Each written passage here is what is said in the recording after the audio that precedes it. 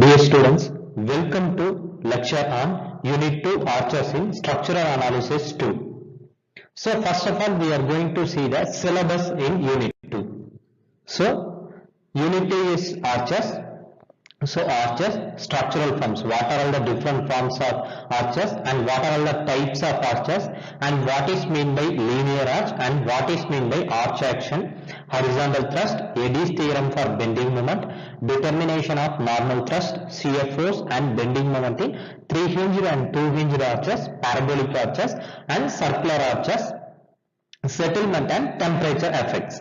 So this is the syllabus of Unit 2, and in this particular lecture we are going to see about the arches, structural forms, types of arches, linear arch and arch action, and last horizontal thrust. So we are going to see about the basic concept. The first line in the syllabus represents the basic concept in arches. So in lecture 1 we are going to see about the following course outcome. This is the course outcome for Unit 2, that is we need to calculate the bending moment, radial shear and normal thrust in 2-hinged and 3-hinged arches, and learning outcome, that is the lecture outcome. So in this we are going to see about the basic concepts in arches, and reference for this is book Structural Analysis Volume 2 book written by Dr. R. Vaidyanathan and Dr. P. Perumal from page number 135 to 139. So first, introduction of arches. So before the invention of the steel and concrete, the architects or the engineers used the arches, that is arches made by stone. Mostly we are seeing the stone arches in the temples and in olden day structures, and after the invention of bricks they started using bricks also in arches to increase the span distances. So by using arches, the span distance can be increased from 1 meter to 30 meter. So the arches, if you see, the arches will be in the shape of, it will be in this shape, that is,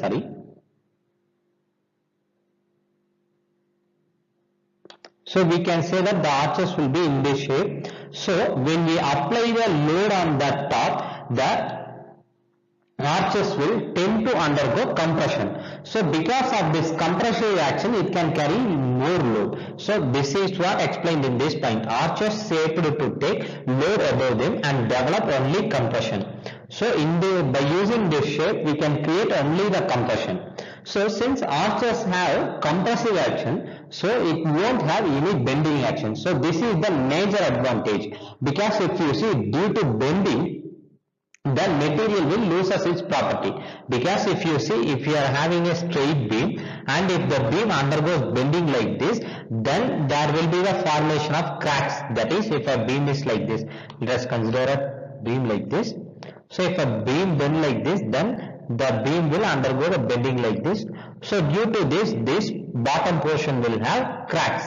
So it will lead to formation of cracks like this. So due to these cracks, the load carrying capacity of the structure will decrease. But if you see in arch, the arch will try to come to the straight position. Because of that, the load carrying capacity will get increased. So this arch action is the basic phenomenon in pre-stressed concrete structures.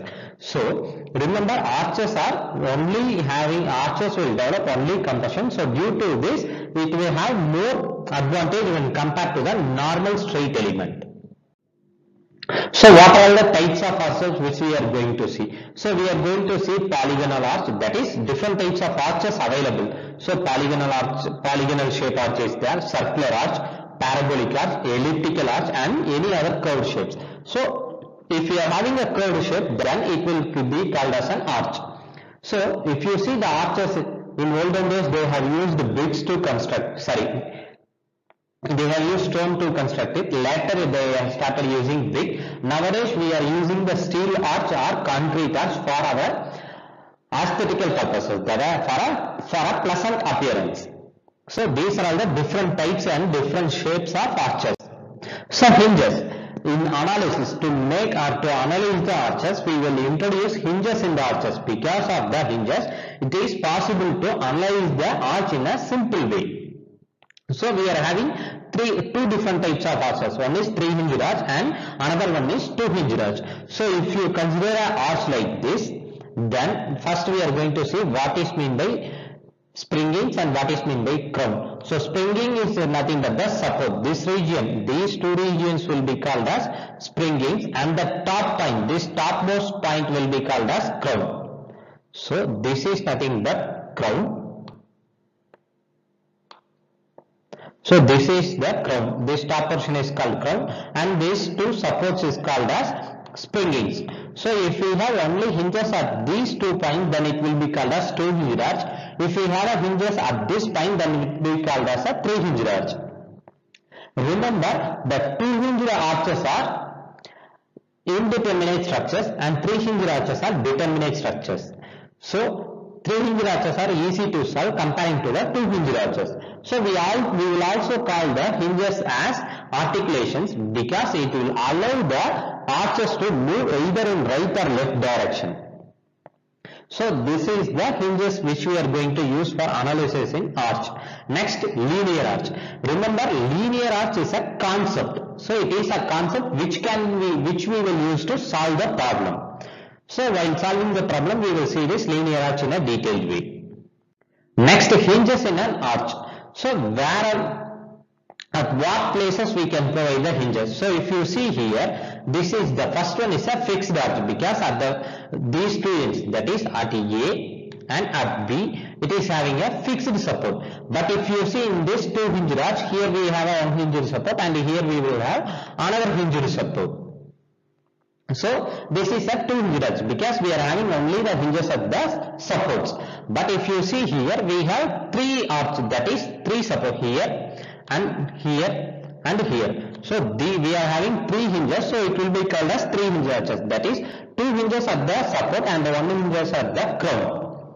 And if you see in this, we are having a 4 hinge arch, but this 4 hinge arch, it is not possible to construct because it will be a deficient structure. And next we will have 1 hinge arch, that is the combination of fixed arch and the 3 hinge arch, that is the hinges at the center. So this is not regularly used, this is very rarely used. And the next one is support reaction. So this support reaction concept is which we are going to see in our most of the problems. That is, it will have a horizontal thrust, it will have a moment and it will have a vertical reaction. Next we are going to see about the arch action. So for example, if you take this first picture, the human foot. So if you see here, this will also form an arch shape. So this will be the normal arch. So if you see here, this will be like an arch. So our foot will have an arch because in order to create a balanced and a good transfer of load, we will have an arch in our foot also. So this heel and this toe will act like a support. So by this action we will transfer our body load to the ground. Next one is the storage silos. If you see in olden days, they have used the silos to store the grains, that is rice grain or wheat grain. They have used this to store the material. So if you dump the material into it, then the material will form an arch action. Due to the arch action, the material supports its self-weight. Next, lintel. This example, you know, mostly all of us will have seen the lintel because we will provide the lintel above the window. So the load above that is the brick masonry above the lintel will transfer the load to the lintel. So if you see here, we will have the lintel that is brick on all the sides because we will have brick up above this and here also we will have the brick. But remember that only the triangular portion above that is a particular triangular portion above the lintel will transfer the load to the lintel. So this triangular portion load, if you see, it will act like a arch. So due to arch action, the load get transferred to the lintel. So these three are the best example for arch action, that is human foot, next grain storage silo, and the last one is lintel. Next, the last topic which we are going to see is horizontal force. So if you see here, this horizontal force, we will also call it as horizontal thrust. So if you see in this picture, we are having two arches. That is, the first arch is having a H at the support and the second arch is having no H at the support. So if you consider the two pictures, Let us consider we are having a arch, same arch like this, right? Two arches.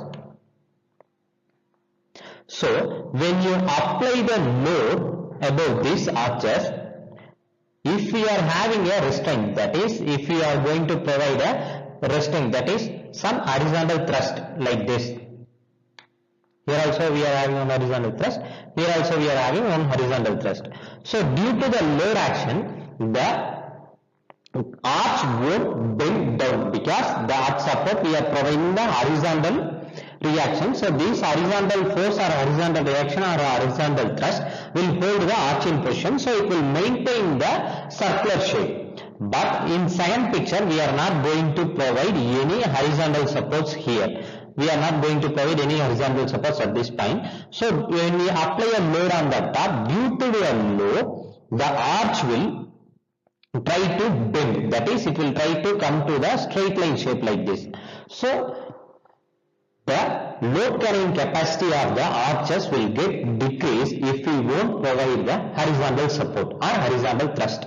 So this is the horizontal thrust in the arches. Because by providing the horizontal thrust, we can increase the load carrying capacity of the arches.